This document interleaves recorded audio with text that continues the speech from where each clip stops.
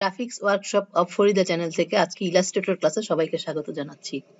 আজকে আমরা দেখব ফ্রি ফ্রম গ্রেডিয়েন্ট। গত ক্লাসে আমরা লিনিয়ার গ্রেডিয়েন্ট এবং রেডিয়াল গ্রেডিয়েন্ট দেখেছি। গত ক্লাসের কাজের একটু রিপিট করব। তাহলে চলুন আমরা শুরু করি আজকের ক্লাস। এখানে একটা ফাইল আমি তৈরি করে রেখেছি আগে। তার আগে আমি একটু বলি ফ্রি ফ্রম গ্রেডিয়েন্টটা কি। ফ্রি ফ্রম গ্রেডিয়েন্ট হচ্ছে কোনো অবজেক্টের উপরে একাধিক পয়েন্টে ভিন্ন ভিন্ন কালার আমরা গ্রেডিয়েন্টের আকারে নিতে পারি।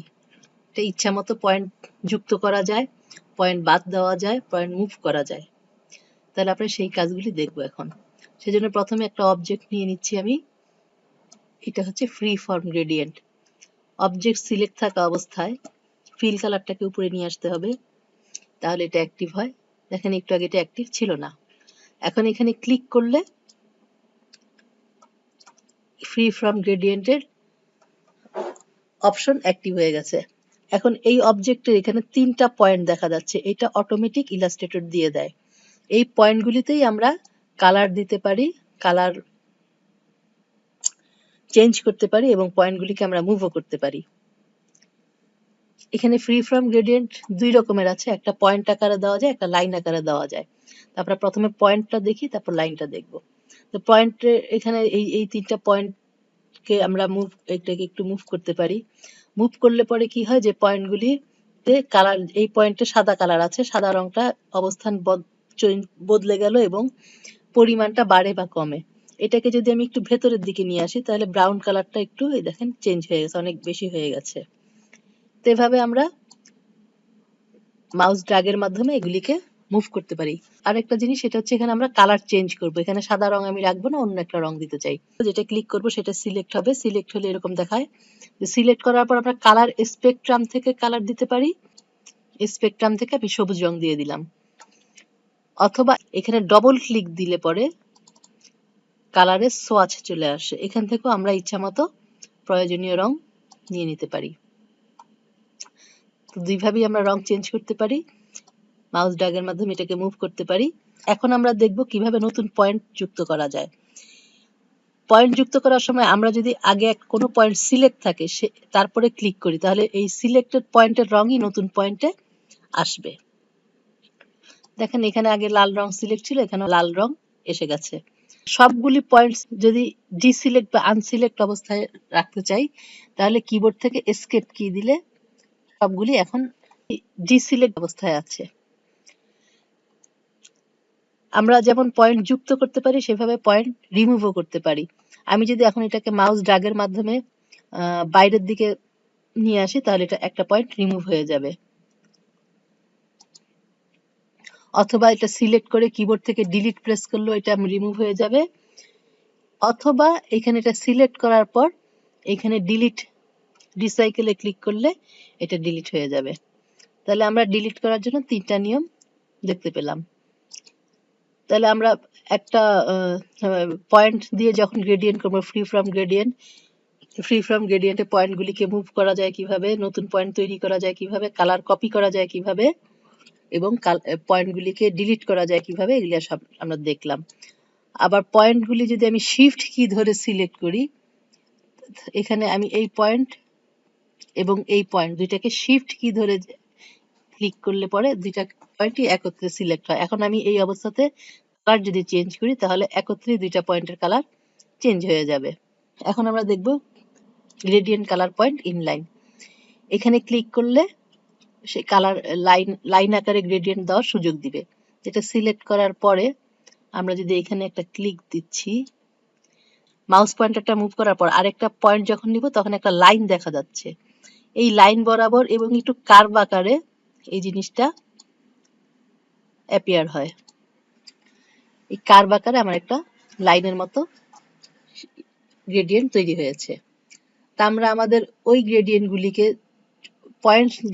পয়েন্টগুলিকে মুভ করে এখানে বিভিন্ন রকমের এফেক্ট তৈরি করতে পারি।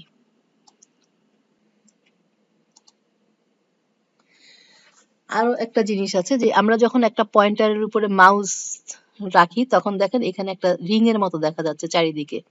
এই রিং এর নিচে একটা বিন্দু আছে। এখানে যদি মাউস ধরে ড্র্যাগ করি, তাহলে এই পয়েন্টটা মানে রঙের পরিমাণটা একটু বেড়ে যাবে, আবার ছোট করলে ছোট হবে, কমে যাবে, বাড়ে বা কমে। এখানে একটা আমের ছবি আছে, এই আমটাতে আমরা এখন গ্রেডিয়েন্ট অ্যাপ্লাই করব। তো প্রথমে আমাকে অবজেক্টটাকে সিলেক্ট করে নিতে হবে। সিলেক্ট করার পর ফ্রি ফ্রম গ্রেডিয়েন্টে ক্লিক। এখানে ক্লিক দেওয়ার পরে আমি পয়েন্টস নিব। এখানে একটাই পয়েন্ট এসেছে, আমি এখানে ক্লিক করলে নতুন নতুন পয়েন্ট আসবে। আমি এখানে পয়েন্ট থেকে ডবল ক্লিক দিয়ে আমি একটা কালার নিয়ে নিচ্ছি। এখন এখানে যদি আমি ক্লিক করি, ওই আগের কালারটাই কপি হয়ে এসেছে। এই বিন্দুতে আমি অন্য একটা কালার নিব, সবুজ ধরনের একটু কালার নিব। তো এখানে এটা সিলেক্ট করে কালার স্পেকট্রাম থেকেও নিতে পারি বা ইয়ে থেকেও নিতে পারি, সোয়াচ থেকে নিতে পারি, এটা আমার ইচ্ছা।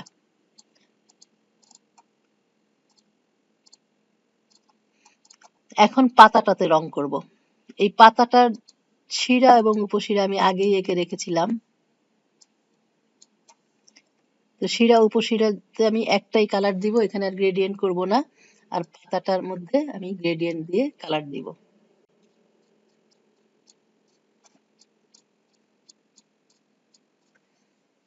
এখানে এই কালারটা দিয়ে দিচ্ছি। স্ট্রোক এবং ফিল দুইটাতেই একই কালার। পাতাটা পেন টুলের সাহায্যে এঁকেছি। এখন পাতার মধ্যে আমি কালার দিব, গ্রেডিয়েন্ট কালার। এখানে 3টা পয়েন্ট দেখা যাচ্ছে, আমি সবচেয়ে উপরের পয়েন্টে একটু ডার্ক একটা গ্রিন কালার দিয়ে দিচ্ছি। মাঝখানের পয়েন্টে একটু হালকা একটা সবুজ কালার দিব।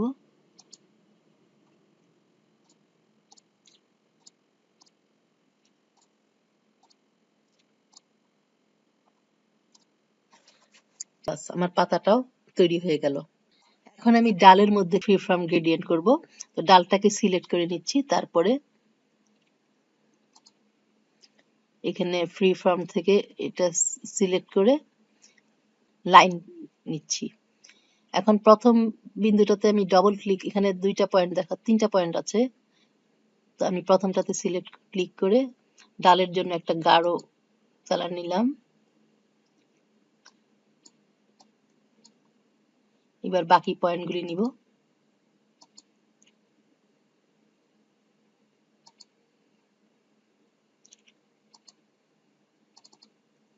এখানে একটু হালকা একটা রং নিব।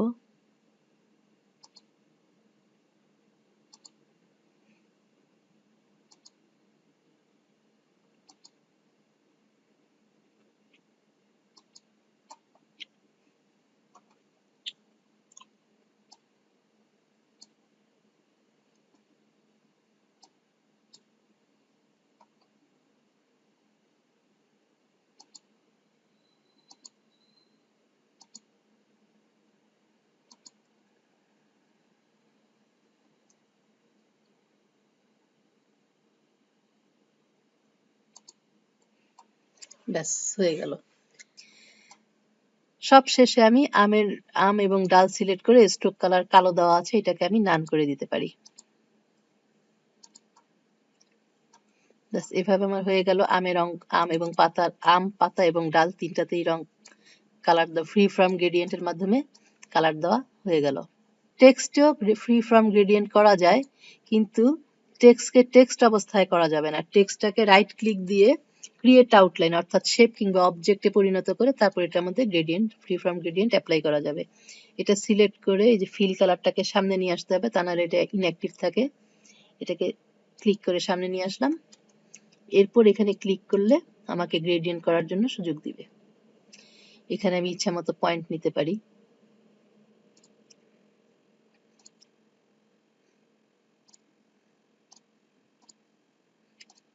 বিভিন্ন রকমের ডিজাইন তৈরি করা যায়। এরপর আমরা এখন দেখব একটু গত ক্লাসের রিপিটেশন। আমরা গত ক্লাসে বলেছিলাম যে পরবর্তী ক্লাসে এই প্লেট তৈরি করা এবং দরজা তৈরি করা দেখব। তো প্লেট তৈরি করা একদমই সহজ। এটাকে একটু কপি করে নিয়ে আসি নিচে। এটা গ্রুপ করা অবস্থায় আছে, আনগ্রুপ যদি করি এরপর দেখেন এখানে তিনটা শুধু ইলিপস টুল, মানে তিনটা বৃত্ত আছে। আমি একটু সরিয়ে দেই। সবচেয়ে উপরেরটা, এটা মাঝেরটা, এটা সবচেয়ে নিচেরটা।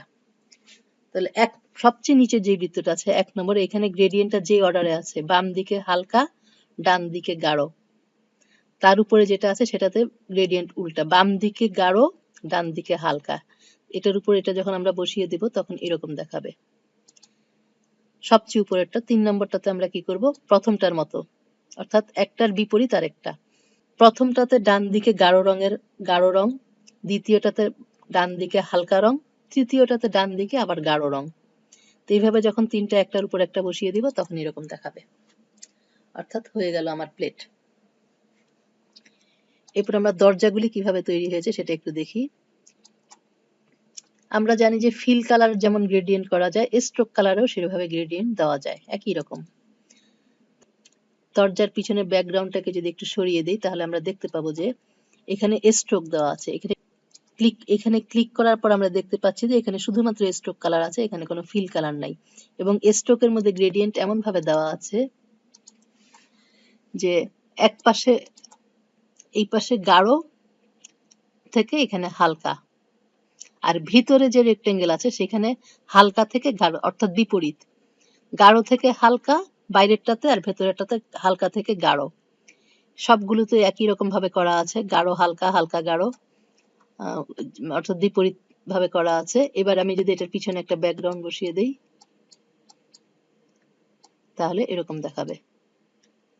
আর এর পরের দরজাটা ঠিক একই জিনিস, কিন্তু একটু উল্টা ভাবে করা হয়েছে। আমাদের প্রথমটাতে ছিল